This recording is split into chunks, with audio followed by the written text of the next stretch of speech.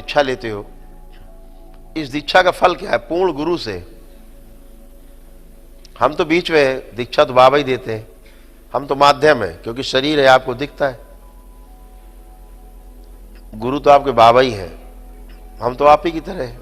लेकिन जो दीक्षा नहीं लेते दरबार से, ठीक होके चले जाते वो लोग, और आप में फर्क क्या है? दीक्षा के बाद क्या फर्क आता है?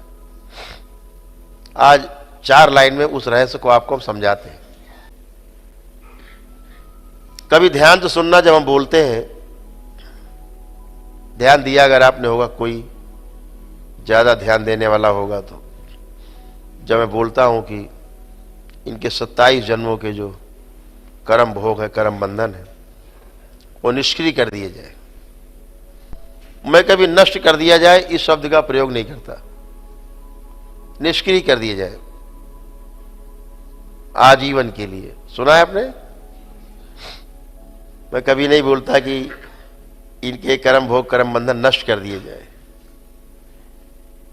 जो दरबार से 9 हवन करके और ब्लैक मैजिक कटवा के अपना और स्मृति चिकित्सा करा लेते हैं, तो उनके कर्म भोग कर्म बंधन निष्क्रिय होते हैं, और आपके पास वो हथियार आता है दीक्षा के बाद कि आप अपने कर्म भोग कर्म बंधन को नष्ट कर लेते हैं, खत्म कर लेते हैं, जिनसे आपका भोग खत्म हो जाता है, आपके कष्ट हमेशा हमेशा के लिए खत्म हो जाते हैं। निष्क्रिय में क्या होता है? जो हम करते हैं, कभी जब अगला जन्म आपका होगा, तो जिन कर्म भोग कर्म बंधन कारण आपको अभी कष्ट थे, तो कभी आपको अगले जन्मों में वो आ सकते हैं। अगर आपने अपनी हरकतें नहीं छोड़ी तो आगे आ सकते हैं कभी अगले जन्म में।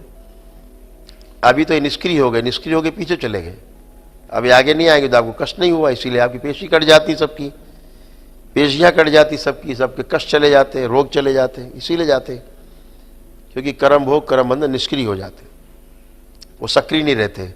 अब वो कभी अगला जन्म होगा कोई, उसमें सक्रिय होंगे। लेकिन गुरु दीक्षा के बाद, एक पूर्ण गुरु से दीक्षा के बाद आपकी साधना से जो बताया जाता है, तो अपने आप ही धीरे धीरे धीरे धीरे करके कर्म भोग नष्ट होना शुरू होते हैं।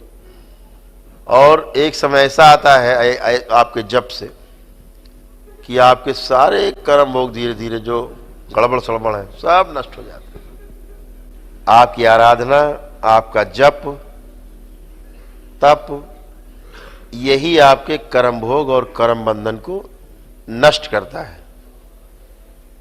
तो बाबा द्वारा दी जाने वाली इस दीक्षा के बाद जो आप मंत्र जाप करोगे ना, इसी से आपके कर्म भोग कर्म बंधन नष्ट होते हैं। हम सिर्फ निष्क्रिय करते हैं आपके। इतना फर्क है दोनों में, बस जो मुख्य बात है।